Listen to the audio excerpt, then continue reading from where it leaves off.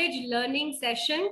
And today's topic, Tamil has already mentioned, it is the importance of cash flow management in SMEs businesses. And with us, we have a guest speaker, CA Nisha Dhanuka. Miss Nisha Dhanuka is a banker turned entrepreneur. She is the co-founder of C2X People Development Company and QuinFin Finance and Account Outsourcing Company. Along with being a chartered accountant and a company secretary, she also has an MBA degree in finance.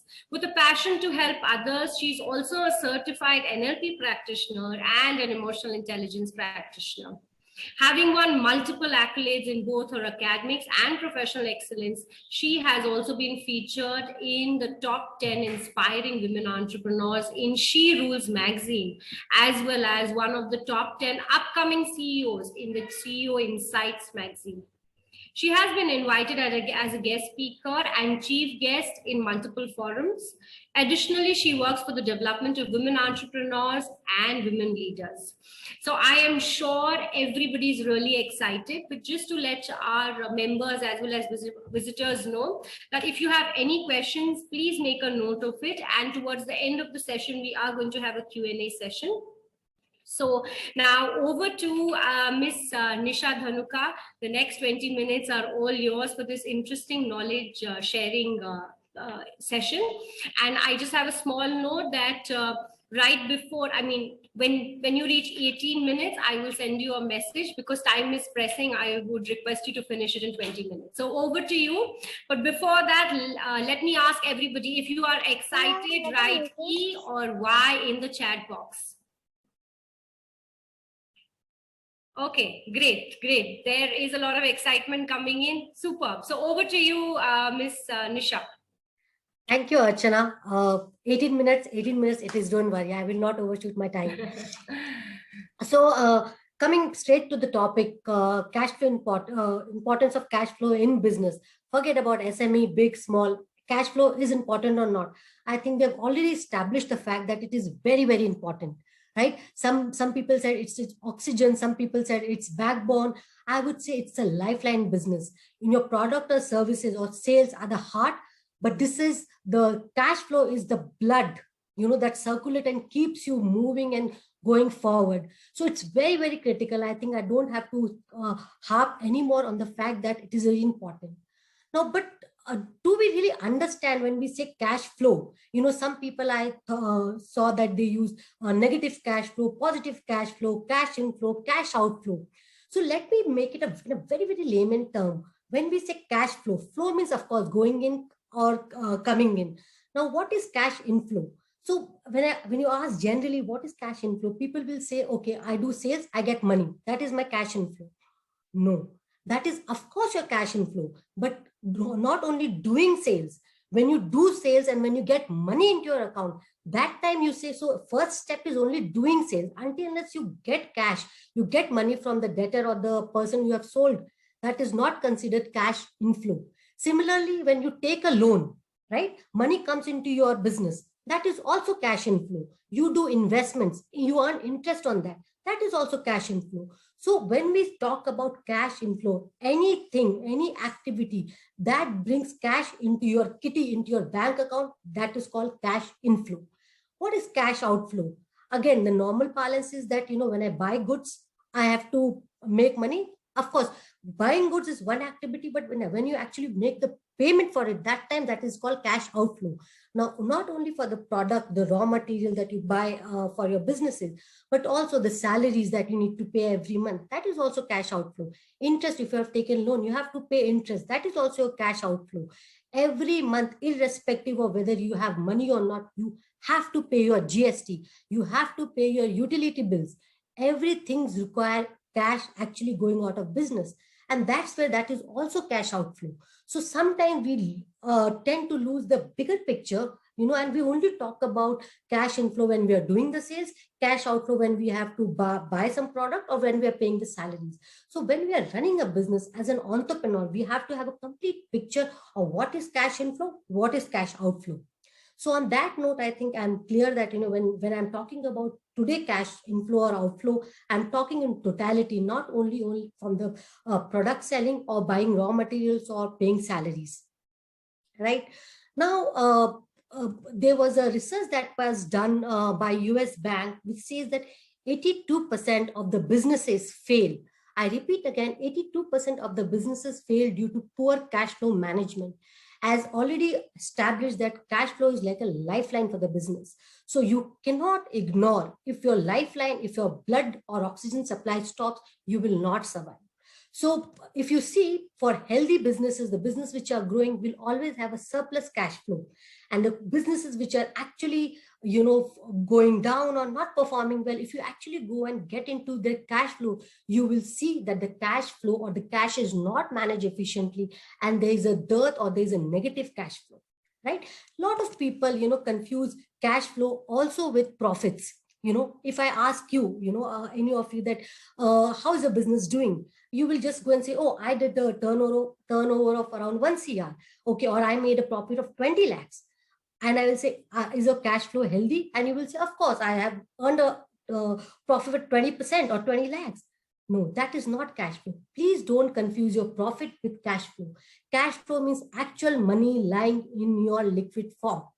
Maybe in form of FD, maybe in form of current account balance, but it means what is in your bank account, not hypothetically how much money you have made. Until it hits your account, it is only sales, it is only profit, not cash flow.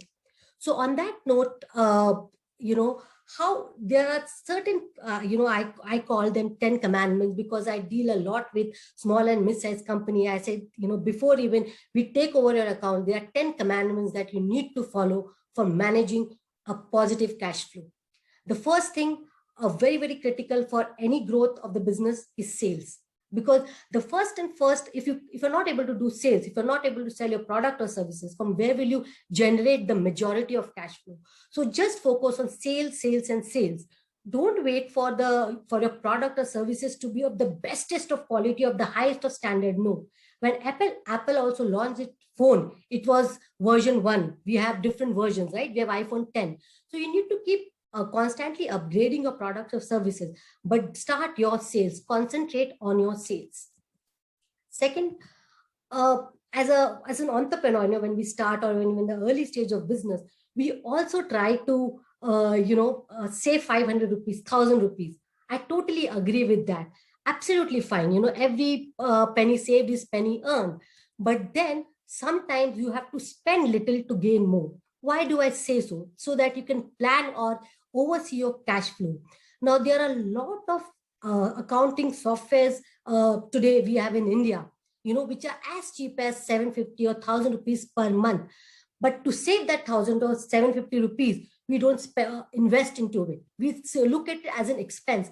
I say, change your mindset, look at it as an investment, because on the go, you can always go and look into your cash flow, because when you plug in numbers there, they give you the correct status of your business in terms of cash flow. For simple example, most of us, we know that we have to maintain certain balances in our current account. Okay, sometimes the balances go down. We are not even aware, and bank charges interest on them, right? And that is a cash outflow, an outflow which was not required. Now, if you have such accounting software, they will throw, alerts to you that, you have a negative cash flow or negative bank balance. So please invest into those things. Small, just spend little, but you will have so much of control into your cash flow, and accordingly plan your money in all these places where it was not required to have any negative cash outflow. Second, again, when you start your business, you want to do everything, right? From marketing to sales to HR to IT to finance. Don't do it. You can be jack of all trades. You should know everything. As an entrepreneur, you're expected to know everything, but that doesn't mean you have to be expert in everything. Please outsource the stuff which you're not expert at. Have the knowledge. It's so important that, when I go and tell people that, when you give your work to me in accounting, outsourcing, or your GST or compliances, I said, it's very easy. You can learn it.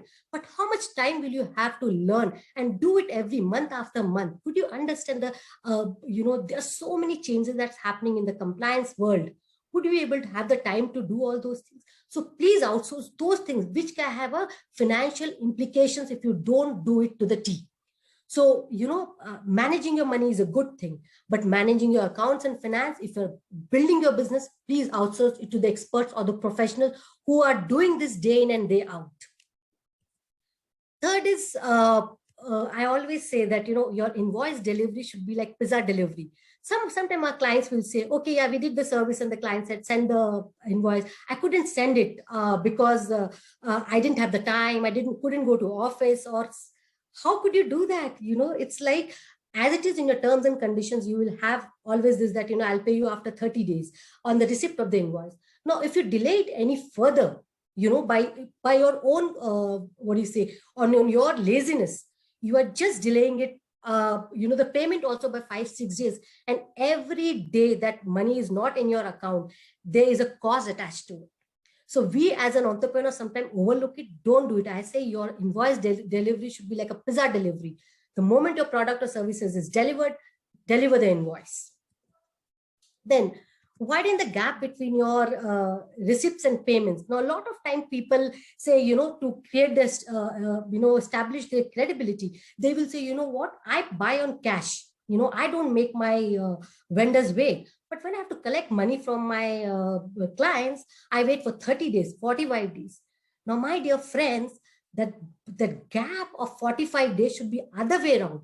You should make your vendors wait. Okay, I'm going to pay you in 30 days and take the money from your clients within 15 days so that you create a positive gap, not a negative gap. This sounds very simple to do, but if you implement in your business, you will see you will never ever suffer from cash flow or negative cash flow. So it's so important that you need to ensure that people say, no, I want to create a credibility in the market. My dear friend, your credibility is not lost when you pay it on 30th day. If you promise 30th day and you don't pay it on 30th day, then you lose your credibility. So please negotiate on terms of the payments also, that I want to pay you in 30 days, and try to get your money from a client, even 50% advance as soon as possible. So try to widen the gap between your payment and your receipts. Rent or buy, I see a lot of people when they get funding or when they have cash flow or the money is pumping in, they want to buy everything. For what? In today's world, there are so many ventures which are ready to rent out to you as cheap as 1,000 rupees per month if you have to buy a laptop. So as a prudent entrepreneur, you need to decide that, do I really need to invest 90 lakh or 1 lakh in the computer, 90,000 or 1 lakh in the computer or the laptop right now? Or can I just take it on rent and just my cash outflow would be only 1,000 or 2,000 rupees? So be very prudent when you're investing, whether you want to rent or buy. In today's world, you can rent out anything and everything. And that is one of the advices or inputs that I say to my clients, that please don't be in a rush to buy stuff. It can wait. First try to create a positive and a cushion for your business.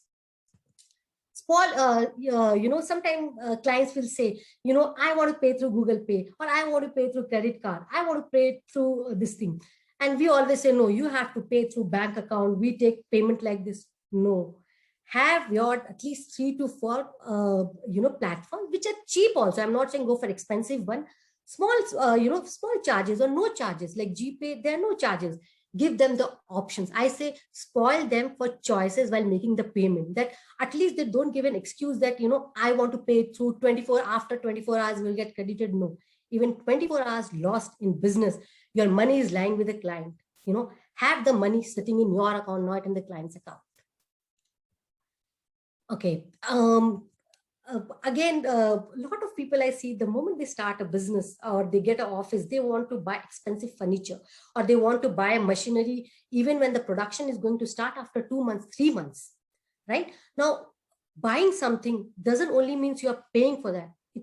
When your machinery is lying in your in a factory or anything which you're going to use after 2 to 3 months, okay, which you need to buy. I'm not saying you don't have to buy it, but buy and get it only in the office or the factory when you're actually going to start the production process, right? Because it has a depreciation attached to it. It has a storage cost to it. It has so many other, some guys need to clean it every day.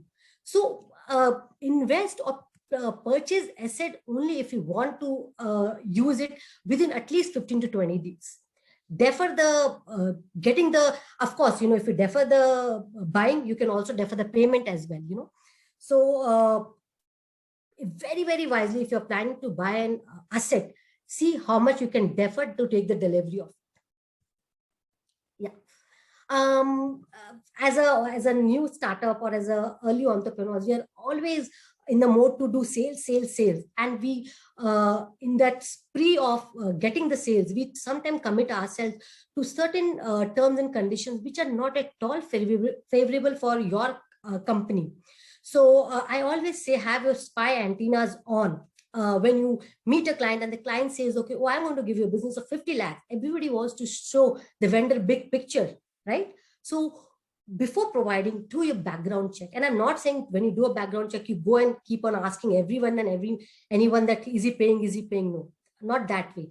Spy means very subtly you try to find out and try to get that saying that I'm dealing with you for the first time. So as one of a company policy, you can always put it in the company policy on the management. Give me 10% advance, 20% advance. If that person is serious, he will definitely do it. But if he tries to shy away from all those things, just what do you say, with a pinch of salt, be your every penny counts. So, be mindful. There are people who are fooling around in the market as well. And last but not the least, I would say there are a lot of latest technologies available in the market.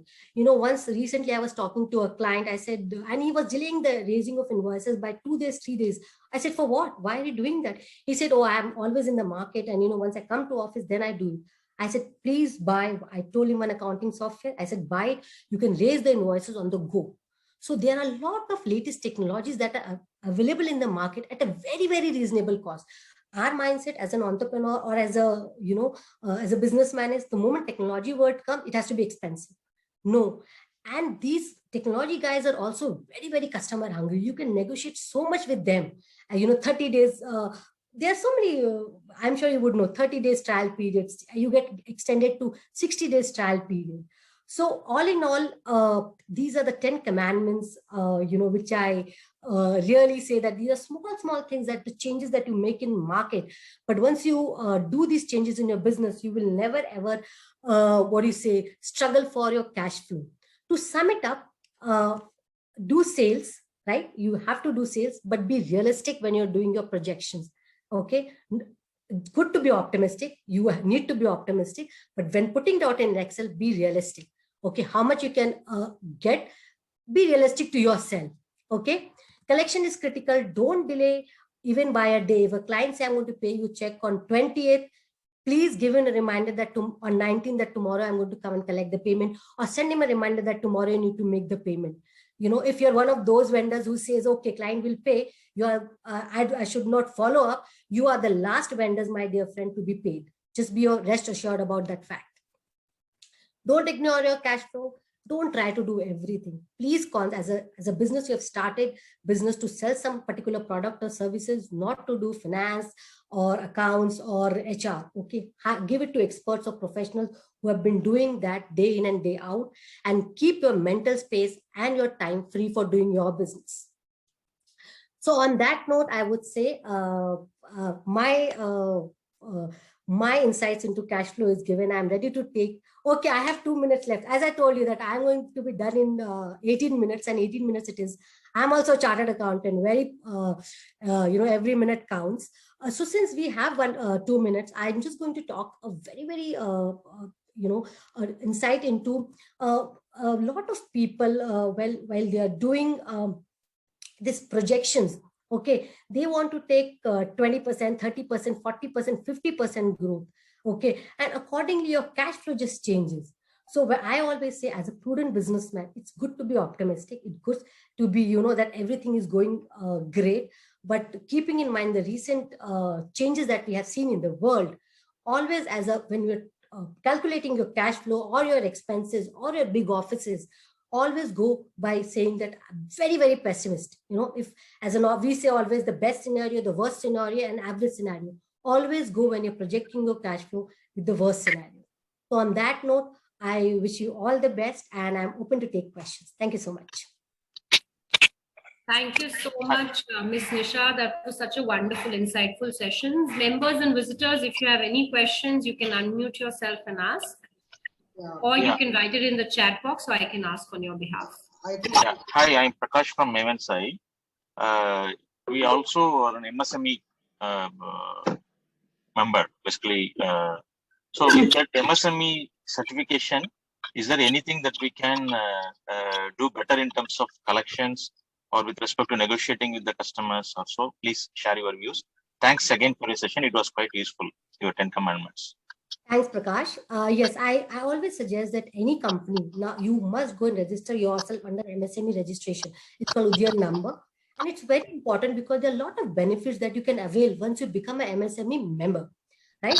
Now, the moment you become an MSME member, any of your people who are not paying you money, the debtors who are not paying you money, okay, you can actually file a case against them.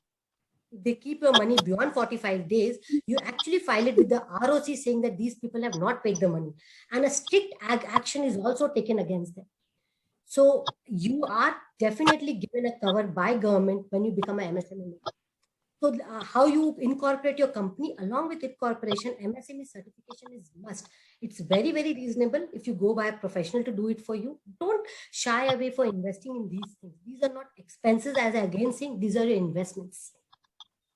I hope I answered your question, Prakash. Thank you. Thank you very much. Yeah, we are already an MSME member. Just wanted to check the minutes. Hi, Nisha. Mayank here. Guys, just a minute. Yes, so, Archana, just a minute. Yes, Tamil, please go ahead. Yeah, just a minute. I'll mute everyone, then you can unmute and talk.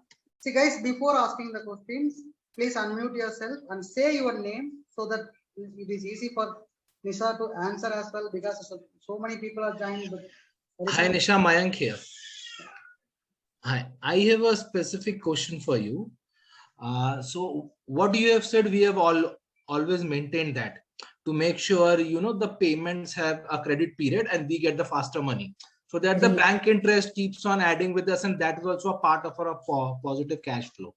But my very specific issue is that in a very highly competitive market, especially in digital marketing, branding and those things, where the gross is already low, then how to work on it? Because the issue is that what happens if I am pitching a certain price, somebody else might go down. I know my services, I know what kind of work we are doing. One attitude can be, if you want to take the kind of service you want to take, so चलिए आप जो बोलेंगे मैं आपकी बात मानता हूँ. दूसरा एटीट्यूड ये हो सकता है कि आपको ठीक लग रहा तो बोलो, नहीं तो मैं किसी और के पास जाऊंगा. ठीक है? But after a certain point of time, the competition gets very high. Then the gross margins are very low. Then how to work on it? Okay. Yeah. So, yes, Mr. Shah, go ahead. Yeah, Mayank. So of course, it's a long discussion we can have. I can take it offline. But to your point, it's a very, very valid point, and a lot of people are struggling with that. So I say, even people have created USP in selling water, which you drink Bisleri, you drink that, any other brand, water is water. People have created USP in that. So when you're in a market where a lot of players are there, don't let the client don't talk about cost, because that is where you can't compete with your competitors. You sell at 10, he will sell at 9, right? Would you like to be in that market, first of all, right? Correct. So always bring the client to the value that you're bringing on table. Right now, we are doing account and outsourcing. There are a lot of CAs out in the market who are doing, but our clients, when they come to us, they will never go to anyone else, because we don't talk about money. We always try to bring the value so always divert the client to the value.